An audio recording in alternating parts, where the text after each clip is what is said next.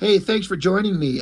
Digging through my boxes, I come across a book I didn't even remember having, and I remember nothing about it at all. Ghost Rider 29. God, I almost said 2099. Ghost Rider 29. I don't know why I picked it up. It just at the time I was probably just picking up anything off the shelf if I had money. From 1992. You know, you got Wolverine fighting Ghost Rider. At the time, Wolverine was my favorite character ever, and so that's reason enough to pick it up.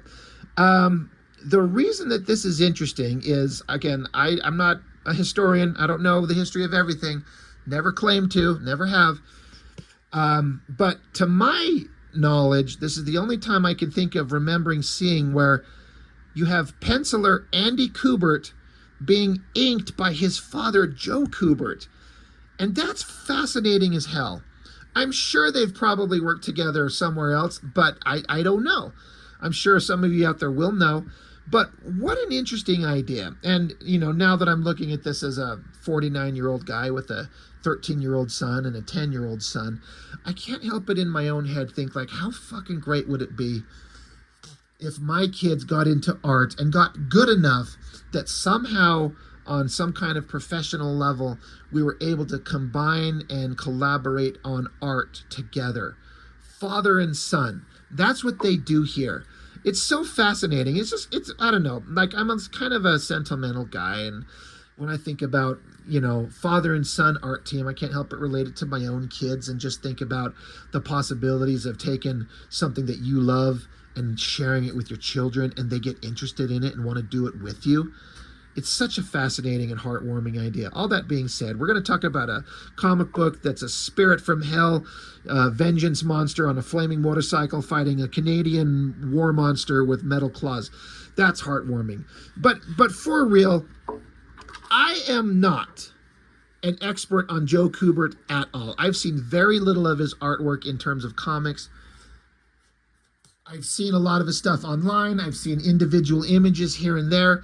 I feel like I can identify a Joe Kubert ink line if you were given it to me, like show me some artwork and say who drew this. I bet I could actually pick it out. He's got such a distinctive ink line to his work, Mr. Joe Kubert, that even though I am not very well versed in it at all, I can recognize it. And it looks to me like he probably just uses exclusively a brush. Looks like everything he inks is brushwork. And there's a very distinctive and specific look to a Joe Kubert line that just no one else can replicate. It's a distinctive thing that looks like him specifically. It's beautiful, it's professional, it looks amazing, and it's exclusively him. And so what an interesting idea to combine his inks on top of Andy, his son. Fascinating idea. I kind of go up and down, back and forth between how much I love and dislike Andy Kubert's artwork. There's sometimes, I've mentioned this before, where his art got to be so odd and tedious to me, I had actually stopped collecting books because he was drawing it. But then there's other times where he's drawing stuff, and I'm like, this looks great. He's got a very distinctive, odd way of drawing faces and squinty eyes and sometimes weird poses and compositions. But I mean, he's a professional guy, been doing books for decades. And, you know, I don't know how old he was at this point, how much comics he'd drawn at this point. I mean, I'm sure he's been doing things for years. You know, it's just kind of a personal taste thing. But having his father, Joe Kubert, ink on top of it, fascinating idea. This is Ghost Rider. He's got a helmet on. That's Johnny Blaze. Looks like they're getting mugged by some street toughs, as happens all the time. But yeah, some of this line work, I hope it comes through in the camera. I love this kind of hazy fog rendering with the buildings where it's just kind of open lines to kind of give the indication that there's structures back there, but it's kind of in the distance, kind of hazy. You've got solid blacks up front to kind of put this in the foreground. But yeah, just looking at it, just this kind of quick brush line inking work that the Joe Kubert does, it looks awesome. It gives Andy Kubert's work a distinctly, it's very much a combination of both of them. I can see the Andy very clearly, and I can see the Joe very clearly. And together they mesh into this new thing. It's pretty impressive. The bad guys unload a shotgun into the helmet of Ghost Rider here, and it blows it off, and there's his flaming skull. Bad guys didn't know what they were getting into. Yeah, Howard Mackie writer, Andy Kubert penciler, Joe Kubert inker. Again, what just a fascinating idea. I'm not particularly interested in this story. It's just more like this art. I would love to, as I say all the time, wonder what the pencils themselves looked like, to be able to see the pencil work put down and then what Joe did to it on top, to see how much he changed the line work from his son. Was he extremely faithful to it, just putting his kind of hand on it, or would he see things on there and change it because he's like, nah, it would look better this way? And any good inker who knows what he's doing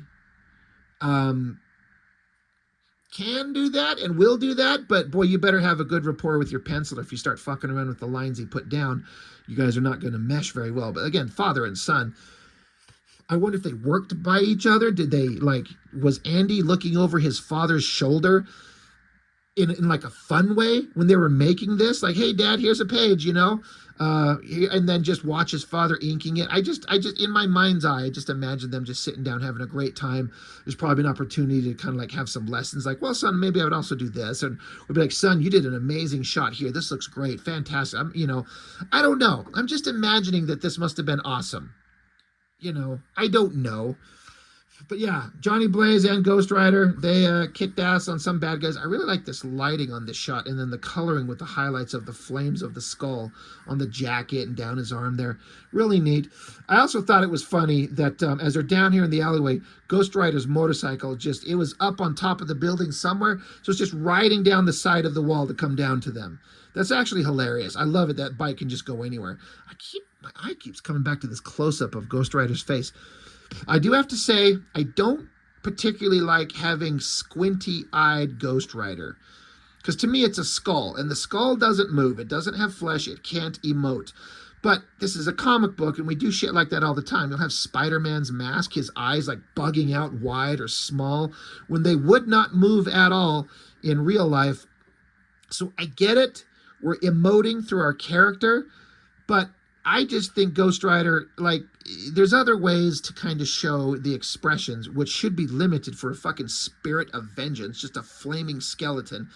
Anyway, blah, blah, blah. I don't like squinty eye Ghost Rider, but it doesn't ruin it or kill it by any means. It's just kind of a thing for me. But anyway, Johnny Blaze and Ghost Rider, they take off. Oh, that's funny. I never noticed that. On the motorcycle, on the foot pegs, there's a little fucking skull on the end of it. That is awesome. If I was a man and knew how to ride a motorcycle and had one, I would have skulls on the end of my foot pegs. Anyway, they take off, and Wolverine and Beast show up. Boy, I know Wolverine's supposed to be kind of small and Beast is supposed to be kind of big, but that really feels like an exaggeration. But these are comics. We're all about exaggeration. Wolverine's talking about how he's worked with Ghost Rider a few times. They talk about the Brood scenario that happened in the X-Men, like right there at the very tail end of Jim Lee's run. And Wolverine's like, I've worked with Ghost Rider a few times recently. Something's off about him. We need to check on him. And so Wolverine's like, Beast, why did you follow me? And Beast is like, because I like hanging out with you, my dude, and I want to back you up. And Wolverine's like, yeah, sure. I got to say, this shot of Beast right here getting in the car, his face and his arms and his leg and the lighting on that, I think that looks so damn good. That face is awesome. Look at that beautiful face. That is so well done. Love that. So yeah, Ghost Rider takes off. Wolverine and Beast are chasing him down. And then there's some 3 douchebag, super-powered something or other fucknuts. I don't know. I don't care. Ridiculous designs, kind of very standard of the 90s. They're bad guys. They're powerful. They're going to do cool shit. One of these guys is called Agent X. I think this is him. I think. And then whoever that is, I don't know. I don't really care. I do like, again, this face, the uplighting on it. Again, and just imagine the difference if this was like Dan Panosian or Scott Williams or Art Thibert inking over this, which I think they've all done. And I'm not saying it would look bad. It would look interesting. It would look good. But this specific Joe Kubert ink line work. It's so distinctly him. That shot right there, that's very much an Andy Kubert face, those squinty eyes, but then that line work on the shadows on the nose, and then the lines in the background behind his hair, just like natural, organic, hand-drawn ink work. It looks fantastic. Bad guys doing bad guy shit. They keep doing more bad guy shit. They shoot a hole through the wall. I guess they fly out. They're going to go do some stuff. Probably bad stuff. Meanwhile, kind of a double page spread. It's connected. You got Ghost Rider's face over here reminiscing about the shit that's happened recently with meeting up with the X-Men and the whole Brood situation. Then you got Johnny Blaze, and I think probably the whole, what was it, the Midnight Suns storyline, which seemed like it was really hyped up big time back in the day. This girl named Lilith and her, whatever. I wasn't interested in that Midnight Sun shit. I collected a couple of them and got out of it really quick. But in terms of a spread with both their faces here, again, squinty-eyed Ghost Rider, not my fave. It's kind of fun. Ghost Rider, I have to imagine, is writing Ghost Rider could be a hard character to write. I mean, for me, it would all have to be like a horror tale constantly, which I think they kind of lean into. But the reason we want to see the book is the Ghost Rider, right? We want to see the flaming skeleton guy zipping around, kicking everyone's asses, punishing evil. But what more can you do with them besides that? You got to have a lot of interesting characters surrounding him to have like human moments, right? Because Ghost Rider is just a spirit. He's just a force of nature. And you can't exactly do anything interesting with him in terms of his characterization, really, in terms of relatable stuff. I don't know. I'm just kind of, this is just a thought that's just occurred to me. I'm just kind of spitballing, talking kind of off the cuff here. But like, I'm trying to imagine writing stories in the long term for Ghost Rider. It would be hard. Like, I wonder if has Ghost Rider, I'm sure this is a no, but is there any scenario where Ghost Rider is ever in like a romantic relationship with a lady? I mean, there's no way that would work. And I'm not talking about Danny Ketch. I'm talking about Ghost Rider. Can you imagine Ghost Rider on a date, sitting next to some pretty lady, and she's like, "You kiss weird." This is all from a comedy skit I saw on TV years ago. She'd say, "You kiss weird," and he would say, "You know, sometimes." No, he's Ghost Rider. He's got to have a deep voice. He's like, "You know, sometimes when I look at you and the light hits your face in that certain special way, I want to reach in, pull out your guts and eat them, but I don't. You want to know why? Because I know that would upset you." There you go. There's your Ghost Rider romance comic. It would totally work, right? No, not at all. Anyway, sorry, I went on a little brain fart there. Another great shot of Beast with that uplighting. Really cool. Bad guys, the generic bad guys are doing whatever, destruction. Ghost Rider shows up. Giant flaming motorcycle shot. That's awesome. Jumping down. Flames are cool. And got a Tasmanian Devil video game ad. And they launch some kind of like netting onto Ghost Rider, and it captures him, and he's kind of constricted. He can't get out of it. He says, he's having trouble with my omnium-laced net. Nothing can break through it. So I guess if you have like a super net, you can capture a spirit of vengeance from hell. But of course, Wolverine shows up and cuts it open. He's like, yeah, nothing can cut it except adamantium. That's a pretty awesome shot, Wolverine, Ghost Rider, Beast. Kind of an unlikely pairing. Well, not with Wolverine and Ghost Rider, but Beast being there. But that makes it interesting. So now we got a team, and we got to fight some bad guys. Bad guys try to talk nice to Wolverine for a minute and then just blast in point-blank range. Yeah, that happens a lot, where you get shot with a laser blast and it doesn't affect you at all. So the team kind of rallies. That's not the best awesome shot of the team. Ghost Rider looks kind of goofy. Wolverine's kind of fine. Beast looks kind of goofy. But they charge at each other. They scream. They fight. They claw. Beast jumps down on top of the guy who's kind of trying to wrap up Wolverine. Wolverine wants to kill a motherfucker. Bad guys charges up his hands and energy. That's a really weird pose to show. I guess Ghost Rider is dodging energy blast from the bad guy. Bad guy takes off into the sky. with Ghost Rider in tow. And then Ghost Rider's going to fall. Of course, it's not going to hurt him. It's freaking Ghost Rider. Good Lord. He's falling from the sky, Ghost Rider is, and bad guy here with the big giant gun, he says, I've got a load I've been saving for a special occasion. That's what she said. And he shoots Ghost Rider and literally blows his body apart and his head goes flying. I don't know if I ever remember that shit. Literally blew Ghost Rider to pieces. That's one powerful load he fired all over him. Slashes his guns. Wolverine's pissed off because they killed Ghost Rider? No. They fight, bad guys are flexing, and Ghost Rider, there's his like skeleton on the ground in pieces, and it just whooshes around in fire and he's put back together. I don't ever know if I remember that happening before. Is that a normal thing for Ghost Rider to get blown apart and just pick himself back up? It should be. It's a fucking evil spirit from hell. It's not like you can blow up his body and he's dead. So Ghost Rider's pissed and proceeds to beat the shit out of the bad guys with chains. Gives him the old penance stare. Fires his optic load into his face. Get a towel, clean it up.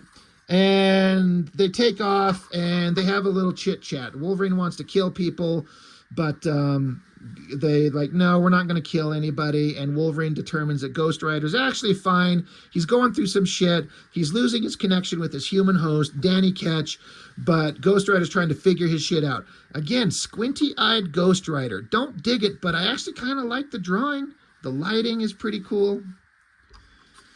And then you get the shot of Wolverine and Beast. Ghost Rider's gone, and they're talking with each other, and they walk off into the distance, and the adventure's over. So, whatever with the story. The funny part was Ghost Rider getting blown apart. I do not remember that.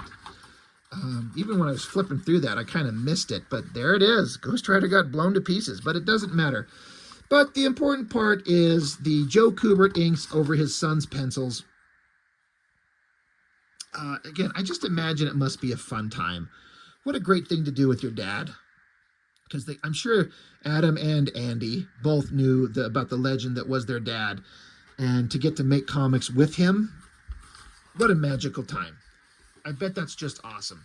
But ultimately, I feel like the art's pretty cool. What a great bunch of original art this would be to own. I wonder if they've still got it or if it's out there in the hands of collectors. You know, how great would it be to have an Andy Kubert pencil, Joe Kubert inked page from this issue? Pretty awesome. Tell me, have these guys ever worked together before? Has that happened? Is that a thing? I mean, I'm sure this has probably happened more. I just don't know where. So somebody kind of hit me up and tell me, mention it in the comments. Anyway, Ghost Rider 29, nothing special. It's just a, team up of the characters and get to showcase great art. So that's all I've got for now. Thanks for joining me. I really appreciate it. I'll see you next time.